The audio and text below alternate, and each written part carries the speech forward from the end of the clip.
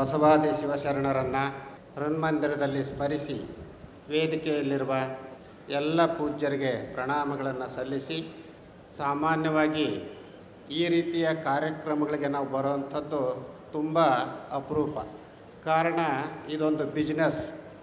ಆದರೆ ಬಸವ ಸಂಸ್ಕೃತಿ ಅಭಿಯಾನವನ್ನು ಮಾಡಿದಾಗ ಬೀದರ್ನಲ್ಲಿ ಸಾಲಿ ಮತ್ತು ಅಲ್ಲಂಪ್ರಭು ಅವರ ಮನೆಯಲ್ಲಿ ನಾವು ಉಳ್ಕೊಂಡಿದ್ವಿ. ಅಲ್ಲಿ ಅವರ ಚಟುವಟಿಕೆಗಳನ್ನು ಸೂಕ್ಷ್ಮವಾಗಿ ಗಮನಿಸಿದ್ವಿ. ಅವರೆಲ್ಲರೂ ಕೂಡ ಬಸವ ಪರಂಪರೆಯನ್ನು ತಮ್ಮ ಬದುಕಿನ ಅವಿಭಾಜ್ಯ ಅಂಗವಾಗಿ ಮಾಡಿಕೊಂಡಂಥವ್ರು, ಒಂದು ತತ್ವಕ್ಕೆ ಬದ್ಧರಾಗಿರುವಂಥವ್ರು. 16 ವರ್ಷಗಳ ಹಿಂದೆ ಒಬ್ಬ ಸಾಮಾನ್ಯ ನೌಕರನಾಗಿದ್ದಂಥ ವ್ಯಕ್ತಿ ತನ್ನ ಸಮೂಹವನ್ನು ಸೇರಿಸಿಕೊಂಡು ಹೊಸ ಹೊಸ ಯೋಜನೆಗಳನ್ನು ಹಾಕ್ಕೊಳ್ತಾ ಸಾರ್ವಜನಿಕರಲ್ಲಿ ಬಸವ ತತ್ವದ ಬೀಜಗಳನ್ನು ಬಿತ್ತುವಂಥ ಕಾರ್ಯವನ್ನು ಮಾಡ್ತಾಯಿದ್ದಾರೆ ಅಂತ ಗೊತ್ತಾದಾಗ ಆಯಿತು, ನಾವು ಈ ಸಭೆಗೆ ಬರ್ತೇವೆ ಅಂತ ಒಪ್ಪಿಗೆಯನ್ನು ಸೂಚಿಸಿದ್ವಿ. ಯಾಕೆ ಅಂತಂದರೆ ಇವತ್ತು ಬಸವ ತತ್ವವನ್ನು ಹೇಳೋರ ಬಗ್ಗೆ ಅನೇಕ ರೀತಿಯ ನಿಂದೆ, ಆಪಾದನೆಗಳು ಸಾರ್ವಜನಿಕವಾಗಿ ಕೇಳಿ ಬರ್ತಾ ಇವೆ. ಈಗ ತಾನೇ ಸ್ವಾಮೀಜಿ ಅವರು ಹೇಳಿದರು, ಬೈದವರನ್ನ ಬಂಧುಗಳೆಂಬೆ, ನಿಂದಿಸಿದವರನ್ನ ತಂದೆ ತಾಯಿಗಳೆಂಬೆ. ಯಾರು ಜೀವಂತಿಕೆಯನ್ನು ಹೊಂದಿರ್ತಾರೋ ಅವ್ರನ್ನ ಬೈತಾರೆ, ಯಾರು ಜಡವಾಗಿರ್ತಾರೋ ಅವ್ರ ಸುದ್ದಿನೇ ಮಾತಾಡೋದಿಲ್ಲ. ಹಾಗಾಗಿ ನಮ್ಮ ಬಗ್ಗೆ ಆಗಲಿ, ನಿಜಗುಣಾನಂದರ ಬಗ್ಗೆ ಆಗಲಿ ಅನೇಕ ನರಿಗಳು ಕೂಗ್ತಾ ಇರ್ತವೆ, ಕತ್ತೆಗಳು ಒದರ್ತಾ ಇರ್ತವೆ. ಆ ನರಿ ಕತ್ತೆಗಳ ಕೂಗಿಗೆ, ಒದರುವಿಕೆಗೆ ಬೆಲೆ ಕೊಡುವಂಥ ಅಗತ್ಯ ಇಲ್ಲ ಅನ್ನೋದನ್ನು ಭಾಳ ಸೂಚ್ಯವಾಗಿ ಹೇಳ್ತೀವಿ. ಹಾಗೆಯೇ ಬಸವ ತತ್ವಕ್ಕೆ ಮಸಿ ಬಳಿಯುವಂಥ ಕಾರ್ಯ ಕೂಡ ಬಸವನಾಡಿನಲ್ಲೇ ನಡೀತಾ ಇರೋದನ್ನು ನೀವು ನೋಡ್ತಾ ಇದ್ದೀರಿ. ಈಗಾಗಲೇ ಬಸವ ಕಲ್ಯಾಣದಲ್ಲಿ ಬಾಲ್ಕಿ ಶ್ರೀಗಳವರು ಮತ್ತಿತರರು ಸೇರಿಕೊಂಡು ಯಾವ ಕಾರ್ಯಕ್ರಮ ನಡೀಬಾರ್ದು ಅಂತ ಹೇಳಿ ಹೋರಾಟವನ್ನು ಮಾಡ್ತಾ ಇದ್ದಾರೋ ಅದನ್ನು ನಡೀಲೇಬೇಕು ಅಂತ ಹೇಳಿ ಮತ್ತೊಂದು ಗುಂಪು ತಮ್ಮ ಕುಟಿಲ ನೀತಿಯನ್ನು ಮುಂದುವರಿಸ್ತಾ ಇದೆ. ನಾವು ನಿಮಗೆ ಹೇಳುವಂಥದ್ದು, ನಿಜವಾಗಲೂ ನಮ್ಮಲ್ಲಿ ಬಸವ ಬದ್ಧತೆ ಇದ್ದರೆ, ಬಸವ ತತ್ವದ ಬಗ್ಗೆ ಪ್ರೀತಿ ವಿಶ್ವಾಸ ಇದ್ದರೆ, ಅಲ್ಲಿ ಬಸವ ತತ್ವಕ್ಕೆ ದ್ರೋಹ ಬಗೆಯುವಂಥ ಯಾವುದೇ ವ್ಯಕ್ತಿ ಕಾಲಿಡದ ಹಾಗೆ ನೋಡ್ಕೊಳ್ಬೇಕಾದಂಥದ್ದು ನಿಮ್ಮೆಲ್ಲರ ಜವಾಬ್ದಾರಿ. ನಾವು ಇಲ್ಲೂ ಸೈನ್ ಹಾಕಿ, ಇಲ್ಲೂ ಚಪ್ಪಾಳೆ ತಟ್ಟಿ, ಮತ್ತೆ ಅಲ್ಲಿ ಹೋಗಿ ಚಪ್ಪಾಳೆ ತಟ್ಟೋ ಜನ ಭಾಳ ಇದ್ದಾರೆ. ಒಂದು ಬದ್ಧತೆ ಬದುಕಿಗೆ ಬೇಕು. ಬದ್ಧತೆಯನ್ನು ಕಳ್ಕೊಂಡ್ವಿ ಅಂತಂದರೆ ಬದುಕು ನರಕ ಆಗುತ್ತೆ.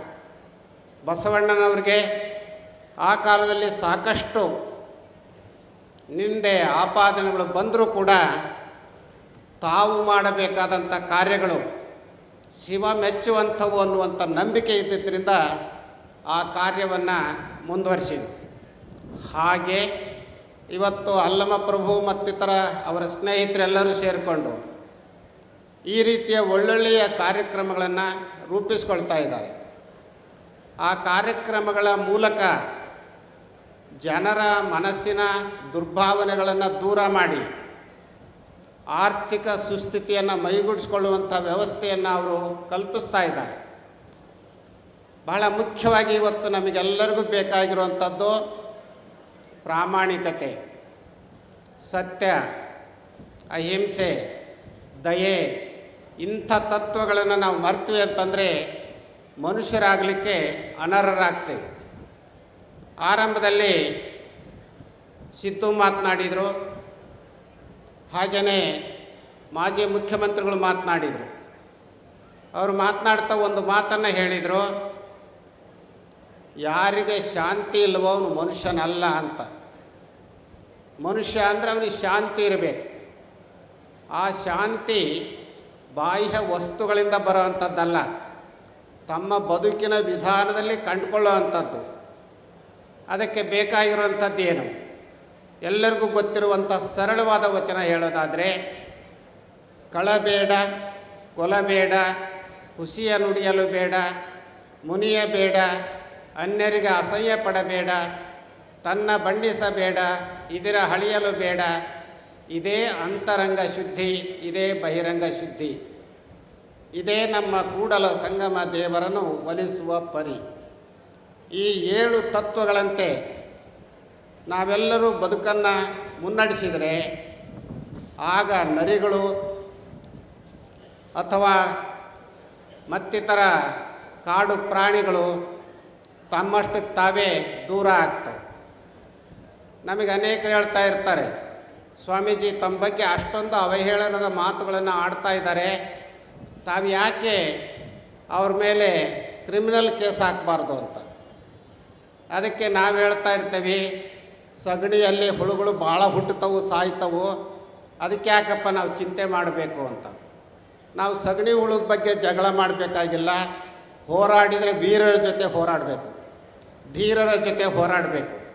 ಹಾಗೆ ಇವತ್ತು ಬಸವ ತತ್ವವನ್ನು ಸಾರ್ವಜನಿಕ ಜನರ ಮನಸ್ಸಿನಲ್ಲಿ ಬಿತ್ತೋದು ಅಂದರೆ ಸುಲಭದ ಕಾರ್ಯ ಅಲ್ಲ. ಯಾಕೆ ಅಂದರೆ ಈ ತತ್ವ ಹೇಳುವಂಥದ್ದು ಮೊದಲನೇದೇ ಪ್ರಾಮಾಣಿಕತೆ, ಏಕದೇವ ನಿಷ್ಠೆ, ಕಾಯಕ ಪ್ರಜ್ಞೆ, ದಾಸೋಹ ಪ್ರಜ್ಞೆ. ಇವುಗಳನ್ನು ಹೇಳಿದಾಗ ಇದಕ್ಕೆ ವಿರುದ್ಧವಾದಂಥದ್ದು ಬಸವಣ್ಣವರು ಹೇಳಿದ್ದಾರೆ ಅಂತ ವಾದ ಮಾಡುವಂಥ ಜನರು ಇದ್ದಾರೆ. ಅಂಥವ್ರಿಗೆ ನಮ್ಮ ಉತ್ತರ ಕೊಡಬೇಕಾಗಿಲ್ಲ. ಬಸವ ತತ್ವವನ್ನು ನಾವು ಪರಿಪಾಲನೆ ಮಾಡಿಬಿಟ್ರೆ ಆ ನಾಲಿಗೆಗಳು ತಾವೇ ಸೀದು ಹೋಗ್ತವೆ ಅನ್ನೋದನ್ನು ಬಹಳ ಸೂಚ್ಯವಾಗಿ ಹೇಳ್ತಾರೆ. ಅಲ್ಲಮ ಪ್ರಭು ಮತ್ತು ಅವರ ಸ್ನೇಹಿತರು ಸೇರಿಕೊಂಡು ಈ ನಗರದಲ್ಲಿ ಅನುಭವ ಗ್ರೀನ್ ಸಿಟಿಯನ್ನು ಭಾಳ ಅದ್ಭುತವಾಗಿ ತರ್ತಾ ಇದ್ದಾರೆ. ನಮಗೆ ಭಾಳ ಸಂತೋಷ ಆಗ್ತಾ ಇದೆ. ಅದರಲ್ಲೂ ಒಬ್ಬ ಜೈನ ಸಮೂಹದ ಶ್ರೀಮಂತರು ಇಲ್ಲಿ 100 ಎಕರೆ ಜಮೀನನ್ನು ಇಟ್ಕೊಂಡಿದ್ದು ಖುಷಿ ಪಡೋವಂಥದ್ದು. ಆದರೆ ಆ ಜಮೀನನ್ನು ಸಾರ್ವಜನಿಕ ಹಿತಾಸಕ್ತಿಗಾಗಿ ಕೊಡ್ಲಿಕ್ಕೆ ಮುಂದೆ ಬಂದಿದ್ದಾರಲ್ಲ, ಅದು ಇನ್ನೂ ಮೆಚ್ಚಬೇಕಾದಂಥ ಹೇಳಿ. ಈ ನೆಲೆಯಲ್ಲಿ ನಾವು ಅಲ್ಲಂ ಪ್ರಭು ನಾವಿದ್ಗೆರೆ, ಶಿವಕುಮಾರ್ ಸಾಲಿ, ಸಂಗಾರೆಡ್ಡಿ ಕೊತ್ತ, ಪ್ರಕಾಶ್ ಮತ್ತು ಪ್ರದೀಪ್ ಇವರಿಗೆಲ್ಲ ಹೇಳುವಂಥದ್ದು, ನಿಮ್ಮ ಜವಾಬ್ದಾರಿ ತುಂಬ ಇದೆ. ಸ್ವಲ್ಪ ಜಾರಿದರೂ ಕೂಡ ಕಲ್ಲು ಬೀಳೋವಂಥದ್ದು ಜಾಸ್ತಿ ಇರುತ್ತೆ. ನಮಗೆ ಕಲ್ಲು ಬೀಳೋದ್ರ ಬದಲಾಗಿ ಹೂ ಬೀಳಬೇಕು. ಅಕ್ಕಮಹಾದೇವಿ ಹೇಳ್ತಾರಲ್ಲ, ನಿಮ್ಮ ಮಂಡೆಗೆ ಹೂವು ತಹನಲ್ಲದೆ ಹುಲ್ಲ ತಾರೇನು ಅಂತ. ಹಾಗೆ ಹೂ ತರುವಂಥ ಕಾರ್ಯವನ್ನು ಈ ಸಮೂಹದ ಪ್ರತಿಯೊಬ್ಬರು ಕೂಡ ಮಾಡಲಿ. ತಮ್ಮ ನೋವನ್ನು ನುಗ್ಗಿಕೊಂಡು ಸಮಾಜಕ್ಕೆ ನಲಿವು ನೀಡಲಿ. ಬಸವಾದಿ ಶರಣರ ಕರುಣೆ ಅವ್ರ ಮೇಲೆ ಇರಲಿ ಅಂತ ಹಾರೈಸಿ ಮಾತುಗಳನ್ನು ಪೂರೈಸ್ತೆ.